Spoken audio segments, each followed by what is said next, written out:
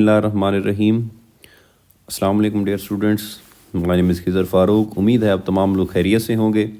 आज का हमारा जो लेक्चर है वो न्यूमेरिकल हैं, चैप्टर नंबर 15 क्लास 10th इलेक्ट्रोमैग्नेटिज़म के।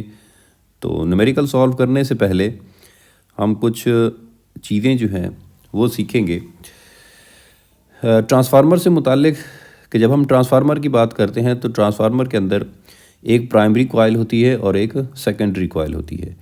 और प्राइमरी कॉइल के ऊपर जो नंबर ऑफ़ टर्न्स होते हैं, ये नंबर ऑफ़ टर्न्स आपको नज़र आ रहे हैं।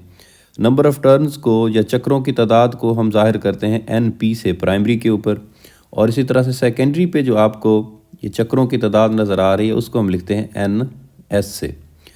और प्राइमरी में जो वोल्टेज होता है उसको जो हम अप्लाई करते हैं इनपुट वोल्टेज प्राइमरी पे, उसको हम ज़ाहिर करते हैं VP से, और सेकेंडरी पे जो हमें आउटपुट वोल्टेज मिलता है उसको हम ज़ाहिर करते हैं VS से। प्राइमरी कॉइल के अंदर जो करंट फ्लो करता है उसको हम ज़ाहिर करते हैं IP से, और इसी तरह से सेकेंडरी में जो करंट फ्लो करता है उसको हम ज़ाहिर करते हैं IS से।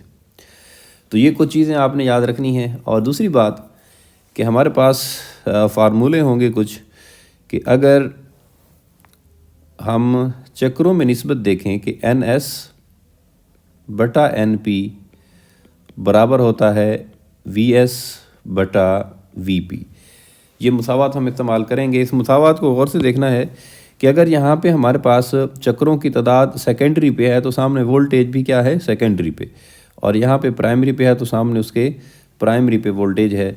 तो ये इक्वेशन को हम दूसरी तरह ऐसे भी लिख सकते हैं कि NP बटा NS बराबर होता है VP बटा VS, क्योंकि चक्रों की तादाद और वोल्टेज एक दूसरे के डायरेक्टली प्रोपोर्शनल है। यहाँ पे प्राइमरी है तो यहाँ पे भी फिर प्राइमरी होगा। तो ये इक्वेशन याद रखनी है। और दूसरी चीज़, ट्रांसफार्मर की हमारे पास दो टाइप्स हैं कि एक हमारे पास है स्टेप अप ट्रांसफार्मर। अब स्टेप अप ट्रांसफार्मर में आप ये याद रखेंगे कि हमारे पास जो चक्रों की तादाद है प्राइमरी में, आपको नज़र आ रही है इस कॉइल में कि प्राइमरी में चक्रों की तादाद कम है और सेकेंडरी पे चक्रों की तादाद ज़्यादा है। तो इसी तरह से प्राइमरी पे वोल्टेज भी कम होगा और सेकेंडरी पे वोल्टेज ज़्यादा होगा। और इसी तरह से अगर हम स्टेप डाउन ट्रांसफार्मर की बात करें तो स्टेप डाउन ट्रांसफार्मर में आपको यहाँ पे नज़र आ रहा है कि जो प्राइमरी कॉइल है हमारे पास, प्राइमरी कॉइल में चक्रों की तादाद ज़्यादा होती है और सेकेंडरी कॉइल में चक्रों की तादाद कम होती है, कि हम लिख सकते हैं कि NP ग्रेटर होता है NS से। और वोल्टेज भी इसी तरह से, क्योंकि चक्रों की तादाद और वोल्टेज एक दूसरे के डायरेक्टली प्रोपोर्शनल होता है। अगर हम चक्रों की तादाद अगर यहाँ पे ज़्यादा है प्राइमरी पे, तो यहाँ पे जो वोल्टेज होगा VP वो भी ग्रेटर देन होगा किसके, VS के। तो ये कुछ बातें आपने याद रखनी हैं। अब हम सॉल्व करते हैं अपने न्यूमेरिकल। पहला न्यूमेरिकल है, हम इसकी इबारत पढ़ते हैं और यहाँ से सबसे पहले दिया गया मवाद लिखते हैं, फिर हम इसको हल करते हैं कि एक स्टेप डाउन ट्रांसफार्मर 240 वोल्ट को 12 वोल्ट AC में तब्दील कर देता है। अब गौर से देखिएगा कि हम क्या क्या कैसे लिखेंगे कि 240 वोल्ट को 12 वोल्ट में तब्दील कर रहा है। इसका मतलब है 240 वोल्ट इनपुट है, और इनपुट हम कहाँ पे देते हैं, प्राइमरी के ऊपर। तो इट्स मीन हमें प्राइमरी वोल्टेज दिए गए हैं VP, वो कितने हैं, 240 वोल्ट है। 12 वोल्ट AC में तब्दील कर देता है, मतलब हमें करके देता है 12 वोल्ट में तब्दील। तो जो हमें सेकेंडरी पे मिल रहे हैं VS वो कितने हैं, 12 वोल्ट। अगर इसकी प्राइमरी कॉइल में चक्रों की तादाद, अब प्राइमरी कॉइल में चक्रों की तादाद को तो हम N लिखते हैं। अगर प्राइमरी पे है तो हम क्या लिख देंगे, NP, और वो कितनी है, वो है 2000। तो सेकेंडरी कॉइल में चक्रों की तादाद मालूम करें। हमने मालूम करना है चक्रों की तादाद ही N, लेकिन किस पे, सेकेंडरी पे NS हमने मालूम करना है। तो अब हम इस न्यूमेरिकल को हल कर लेते हैं बिल्कुल सिंपल फार्मूले से। कौन सा फार्मूला, अभी हमने ट्रांसफार्मर के लिए एक फार्मूला देखा था कि वो था, हम जानते हैं कि NS बटा NP बराबर होता है VS बटा VP के। अब क्योंकि हमें चाहिए NS, तो अब हम लिख सकते हैं NS बराबर है NP, इधर तकसीम हो रहा है उधर जाकर ज़रब हो जाएगा, तो VS बटा VP ज़रब हो जाएगा NP। अब कीमतें दर्ज करते हैं। VS की कीमत हमारे पास कितनी है, 12। VP हमारे पास कितना है, 240, और एन पी हमारे पास कितना है 2000। तो अब हम इसको हल करते हैं। इसको जब हम हल करते हैं तो हमारे पास जो आंसर है वो कितना आता है 100। तो सेकेंडरी कॉइल में चक्रों की तादाद कितनी आ जाएगी 100 आ जाएगी। नेक्स्ट न्यूमेरिकल है हमारे पास न्यूमेरिकल नंबर 15.2। इसकी स्टेटमेंट और यहाँ से सबसे पहले दिया गया मवाद कि एक स्टेप अप ट्रांसफार्मर, आपने याद रखना है कि हमारे पास कौन सा ट्रांसफार्मर है, स्टेप अप ट्रांसफार्मर है। चक्रों की निस्बत 1:100 है। तो हम लिख लेते हैं चक्रों की निस्बत हमें दी गई है,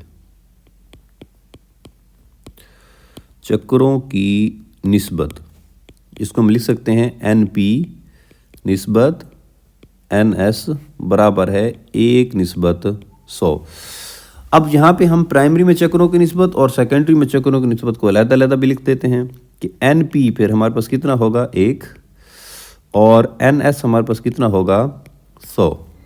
NP निस्बत NS 1:100, तो हमारे पास NP आ जाएगा 1 और NS आ जाएगा 100। वैसे भी ट्रांसफार्मर हमारे पास कौन सा है, स्टेप अप ट्रांसफार्मर है। स्टेप अप ट्रांसफार्मर में प्राइमरी में चक्रों की निस्बत कम होती है, सेकेंडरी में चक्रों की निस्बत ज़्यादा होती है। उसके बाद नेक्स्ट देखते हैं कि अगर प्राइमरी कॉइल को 20 वोल्ट AC के साथ जोड़ा जाए, प्राइमरी कॉइल को कितने वोल्टेज दिए हैं VP, वो दिए हैं 20 वोल्ट, जोड़ दिया जाए तो सेकेंडरी वोल्टेज मालूम करें। हमने वोल्टेज मालूम करने हैं किस पे, सेकेंडरी पे। तो अब हम इस न्यूमेरिकल को हल कर लेते हैं। देखिए सिंपल से वही फार्मूला हमारे पास ट्रांसफार्मर के लिए जो अभी हमने लिखा था कि NS बटा NP बराबर होता है VS बटा VP। अब पहले तो हमने ये देखें कि हमने फाइंड क्या करना है। हमने सेकेंडरी वोल्टेज फाइंड करने हैं, हमने VS फाइंड करना है।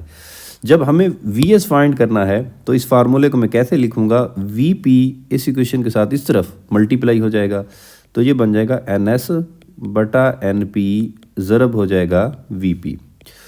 जी अब वैल्यूज पुट कर देते हैं। NS हमारे पास कितना है 100, NP कितना है 1 और VP कितना है हमारे पास 20। तो VS हमारे पास आ जाएगा 2000 और क्योंकि वोल्टेज है तो यूनिट आ जाएगा वोल्ट। तो ये सॉल्व हो गया हमारे पास न्यूमेरिकल 15.2। नेक्स्ट न्यूमेरिकल है हमारे पास न्यूमेरिकल नंबर 15.3। हम इसकी इबारत पढ़ते हैं और यहाँ से जो है वो दिया गया मवाद लिखते हैं। एक स्टेप डाउन ट्रांसफार्मर, हमारे पास अब ट्रांसफार्मर है स्टेप डाउन, चक्रों की निस्बत दी गई है 100:1। हम लिख लेते हैं चक्रों की निस्बत NP निस्बत NS बराबर है 100:1। तो प्राइमरी पे भी हम लिख लेते हैं क्योंकि हमने लिखा है NP निस्बत NS, तो 100:1। तो प्राइमरी पे चक्कर हमारे पास आ गए 100 और सेकेंडरी पे आगे हमारे पास 1। वैसे भी हमारे पास तो कौन सा ट्रांसफार्मर है, स्टेप डाउन ट्रांसफार्मर है, और डाउन में प्राइमरी में चक्रों की तादाद ज़्यादा होती है और सेकेंडरी में चक्रों की तादाद कम होती है। उसके बाद प्राइमरी वोल्टेज 170 वोल्ट हूँ, वोल्टेज दिए गए, वोल्टेज को V से ज़ाहिर करते हैं, प्राइमरी है तो VP लिखेंगे, हमारे पास कितने हैं 170 वोल्ट हैं। अगर प्राइमरी कॉइल में करंट 1 मिली एम्पेयर हो, अब करंट को हम I से डिनोट करते हैं, अगर प्राइमरी पे है तो हम लिखेंगे IP और वो कितना है 1 मिली एम्पेयर है। ये हम जानते हैं कि जो मिली होता है उसको हम लिखते हैं 10⁻³ तो करंट हमारे पास आ जाएगा 1 ज़रब 10⁻³ एम्पेयर। तो सेकेंडरी कॉइल में करंट मालूम करें, हमने मालूम ही करंट करना है I, लेकिन किस कॉइल में, सेकेंडरी में IS हमने मालूम करना है। तो अब हम इस न्यूमेरिकल को सॉल्व करते हैं।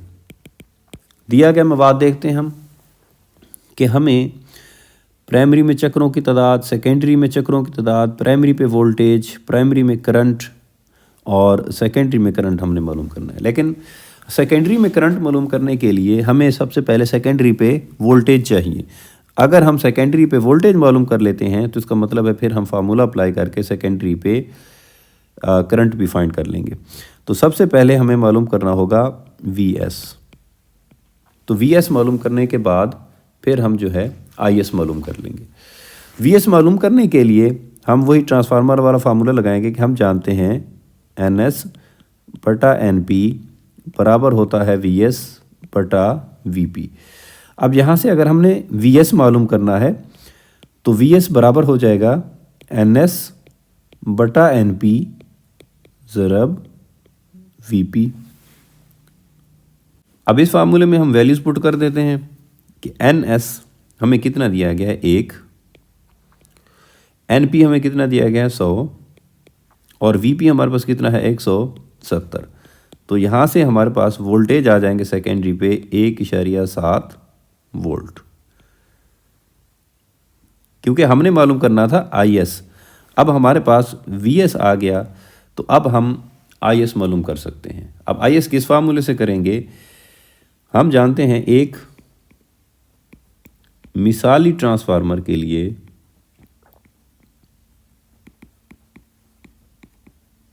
جتنی پاور پرائمری پہ ہوتی ہے اتنی پاور سیکنڈری پہ ہوتی ہے. اب پاور کا فارمولا ہم جانتے ہیں P = ہوتا ہے آئی وی. تو یہاں پہ بھی ہم لکھیں گے آئی وی اور یہاں پہ بھی ہم لکھیں گے آئی وی، کیونکہ یہ پرائمری پہ ہے تو آئی پی وی پی ہو جائے گا اور یہ آئی ایس وی ایس ہو جائے گا. اب یہاں سے ہم نے کیا فائنڈ کرنا ہے؟ I S. تو آئی ایس یہاں سے ہم فائنڈ کر لیتے ہیں. آئی ایس معلوم کرنا ہے، وی ایس دوسری طرف جا کے تقسیم ہو جائے گا، یہ بن جائے گا آئی پی وی پی بٹا وی ایس. اب ساری قیمتیں ہمارے پاس ہیں. آئی پی ہمارے پاس ہے 1 ضرب 10⁻³ وی پی ہمارے پاس کتنا ہے 170، اور وی ایس ابھی ہم نے معلوم کیا وہ کتنا ہے 1.7. یہ ساری قیمتیں ہم نے درج کر دیں. جب اس کو ہم حل کرتے ہیں تو ہمارے پاس جواب آتا ہے 0.1. کیا فائنڈ کیا ہم نے؟ کرنٹ. تو یونٹ ہوگا امپیئر. تو یہ نومیریکل سالو ہو گیا، ہم نے کرنٹ فائنڈ کر لیا سیکنڈری پہ. اب ہم چلتے ہیں ہمارے نیکسٹ نومیریکل، اور نیکسٹ نومیریکل ہے ہمارے پاس نومیریکل نمبر 15.4. اس کی ہم مساوات پڑھتے ہیں اور مساوات سے جو ہے دیا گیا مواد لکھتے ہیں.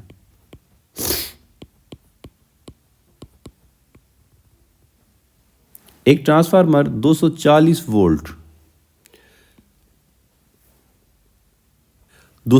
وولٹ پرائمری وولٹیج ہمیں دیے گئے ہیں، وی پی ان پٹ وولٹیج ہیں جو پرائمری پہ اپلائی ہوئے ہیں. 12 وولٹ اے سی میں تبدیل کر دیتا ہے. جو آؤٹ پٹ پہ ہمیں مل رہے ہیں سیکنڈری پہ جو ہمیں مل رہے ہیں وی ایس، وہ کتنے ہیں 12 وولٹ.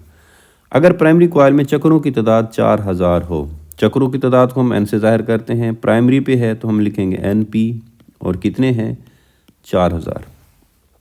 تو سیکنڈری کوائل میں چکروں کی تعداد معلوم کریں. ایک تو ہم نے چکروں کی تعداد معلوم کرنی ہے کس پہ؟ سیکنڈری پہ، این ایس معلوم کرنا ہے. اگر ٹرانسفارمر کی ایفیشنسی 100% ہو تو پرائمری کوائل میں کرنٹ معلوم کریں، جبکہ سیکنڈری کوائل میں کرنٹ 0.4 وولٹ ہے.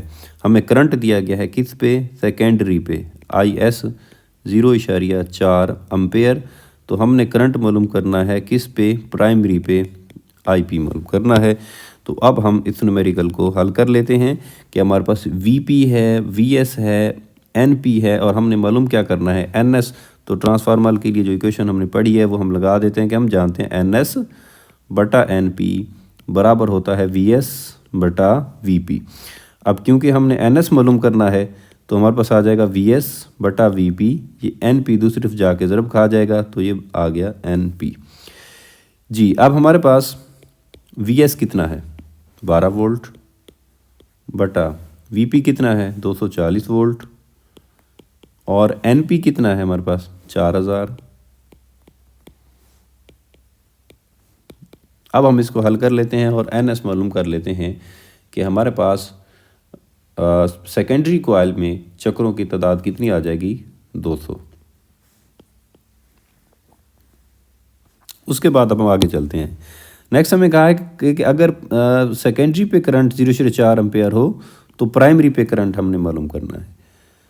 اب کیونکہ اس نے کہا تھا کہ ٹرانسفارمر کی جو ایفیشنسی ہے وہ 100% ہے، تو اس کا مطلب ہے کہ مثالی ٹرانسفارمر کے لیے जितनी पावर प्राइमरी पे होती है उतनी पावर सेकेंडरी पे होती है। इसका मतलब है उसकी एफिशिएंसी 100% है। तो पावर के लिए फार्मूला हम जानते हैं, P = होता है IV। तो यहाँ पे भी लिखेंगे हम IV और यहाँ पे भी लिखेंगे IV। प्राइमरी है तो IPVP, सेकेंडरी है तो ISVS हो जाएगा। अब हमने मालूम करना है IP। तो IP के लिए हमारे पास फार्मूला क्या बनेगा, IP = ISVS, और ये जो VP है ये इधर आके तकसीम हो जाएगा। अब हम सारी कीमतें दर्ज कर लेते हैं। IS है हमारे पास 0.4, VS हमारे पास कितना है, VS हमारे पास 12 वोल्ट है, और VP हमारे पास कितना है, 240 वोल्ट है। जब इसको हम हल करते हैं तो हमारे पास आंसर आता है 0.02। क्या मालूम किया हमने, करंट, और करंट का यूनिट होगा एम्पेयर।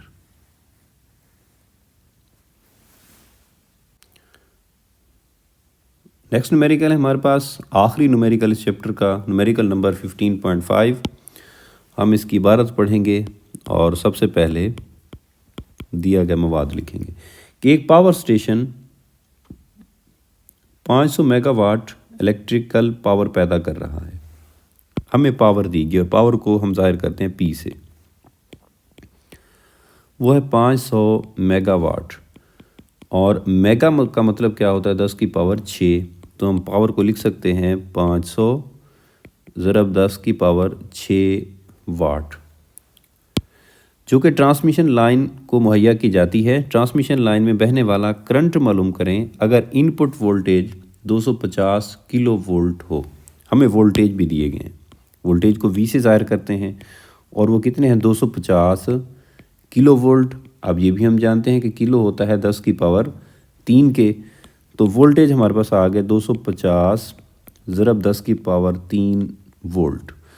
मालूम क्या करना है, ट्रांसमिशन लाइन में से बहने वाला करंट, करंट को हम जाहिर करते हैं I से। हमने करंट मालूम करना है।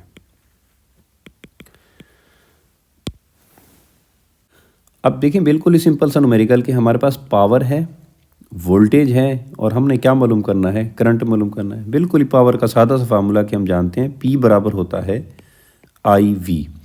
अब क्योंकि हमने I मालूम करना है तो V जो है वो पावर के नीचे जाके तकसीम हो जाएगा, तो I बराबर आ जाएगा हमारे पास P/V। अब पावर कितनी है हमारे पास, 500 ज़रब 10 की पावर 6, और वोल्टेज हमारे पास कितने हैं, 250 ज़रब 10 की पावर 3। तो जब हम इसको हल करते हैं तो हमारे पास जवाब आता है 2 ज़रब 10 की पावर 3। क्या मालूम किया, करंट, तो यूनिट होगा हमारे पास एम्पेयर। ये था हमारे पास आज का लेक्चर। अगले लेक्चर तक के लिए अपना ख्याल रखिएगा। अल्लाह हाफिज़।